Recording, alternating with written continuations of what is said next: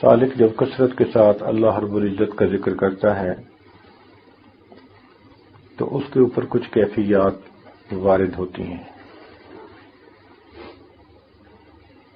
جو بندہ ذکر نہ کرے اس پر کیفیات بھی وارد نہیں ہوتی. اس لیے ہمارے مشائخ نے فرمایا من لا ورد لہ لا وارد لہ.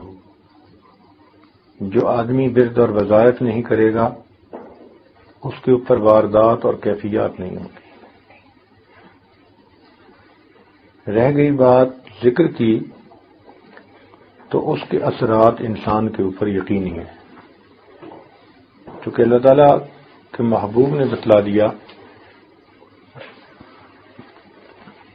کہ جس مجلس میں ذکر کیا جاتا ہے نازلت علیہم السکینہ، ان پر سکینہ نازل ہوتی ہے. سکینہ کہتے ہیں اللہ تعالی کی رحمت کو. اللہ تعالی کی طرف سے جو خصوصی برکت، رحمت، نور اہل ذکر کے اوپر نازل کیا جاتا ہے اس کو سکینہ کہتے ہیں. اور اس سکینہ کے انسان کے اوپر مختلف اثرات ہوتے ہیں. کئی مرتبہ اس سکینہ کی وجہ سے انسان کے دل کی پریشانی ختم ہو جاتی ہے. تو یہ بھی ایک پہچان ہے. دل کا اطمینان پا لینا، سکون پا لینا، مطمئن ہو جانا، غموں کا ہجوم انسان کے دل سے دور ہو جانا، طبیعت کا ہلکا پھلکا محسوس کرنا، یہ نشانیاں ہیں اس سکینہ کے نازل ہونے کی. بعض اوقات سالک کو اپنے دل میں اللہ تعالی کی محبت میں اضافہ محسوس ہوتا ہے. یہ نشانی ہے اس سکینہ کے نازل ہونے کی. بعض مرتبہ انسان کو اپنے گناہوں پہ بہت ندامت ہوتی ہے، رونا آتا ہے، افسوس ہوتا ہے. یہ بھی نشانی ہے اس سکینہ کے نازل ہونے کی. بعض اوقات دنیا انسان کو بہت حقیر نظر آنے لگ جاتی ہے، بہت ہی بے وقت نظر آتی ہے، جیسے اس کی تو کوئی حیثیت ہی نہیں. میں اس کے پیچھے جو لگا ہوا ہوں تو میں کس پروردگار کو چھوڑ کر دنیا کے دھوکے میں پڑ گیا ہوں. تو دنیا کا حقیر نظر آنا یہ بھی اسی سکینہ کے اثرات ہوتے ہیں. کئی مرتبہ انسان کا مرنے کو جی چاہتا ہے.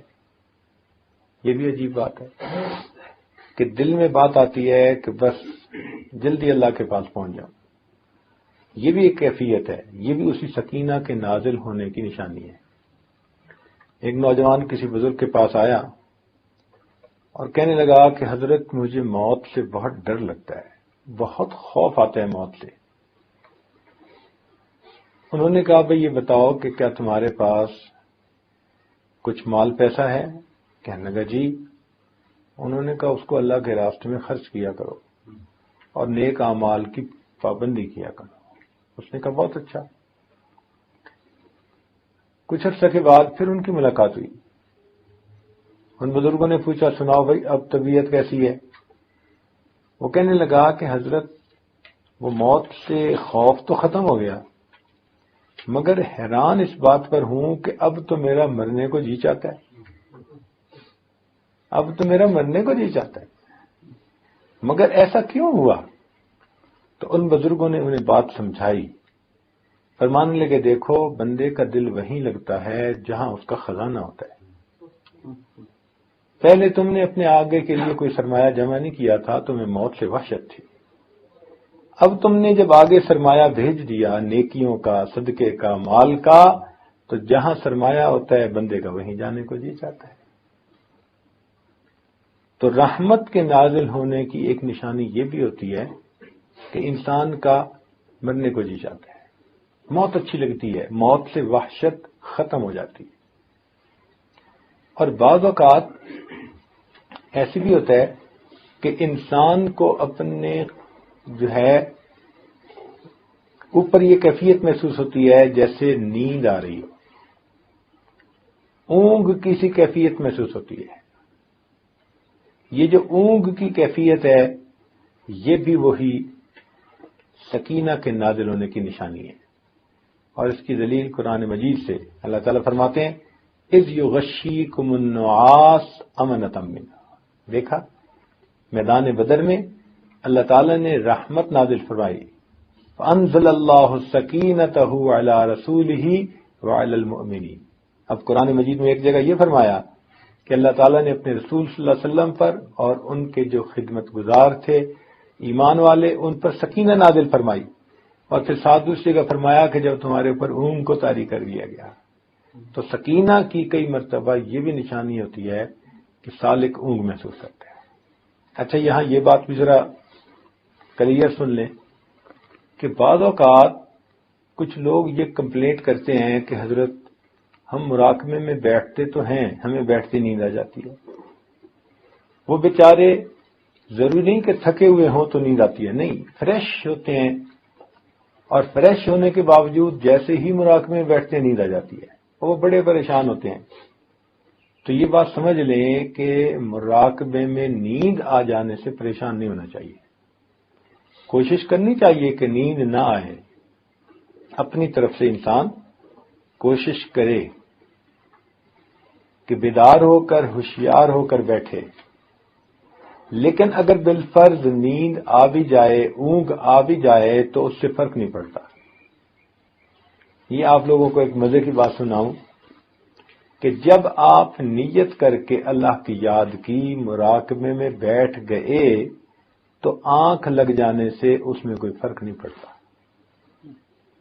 اب اس کی دلیلیں سن لیجئے.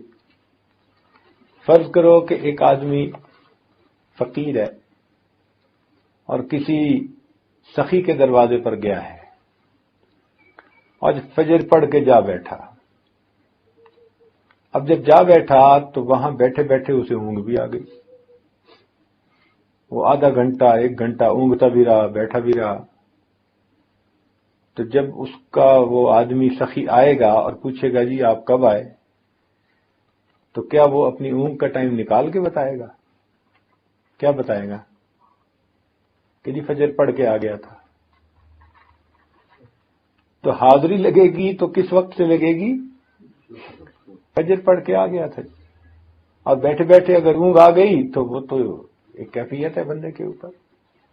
تو اگر دنیا کے سخی کے دروازے پہ جاؤ تو وہ بیٹھنے کا وقت دیکھتا ہے، درمیان میں اونگ کے وقت کو نظر انداز کر دیتا ہے. تو اگر سخیوں کے پروردگار کے دروازے پہ جا کر بیٹھو تو وہ پھر کیا اونگ کے ٹائم کو نکال دے گا؟ اب اس کی ایک اور پریکٹیکل مثال دوں آپ کو. یہ تو خیر ویسے ہی ایک بات سمجھانے کے لیے تھی. آج کل کچھ باتوں کو سمجھنا آسان ہو گیا ہے سائنسی ترقی کی وجہ سے.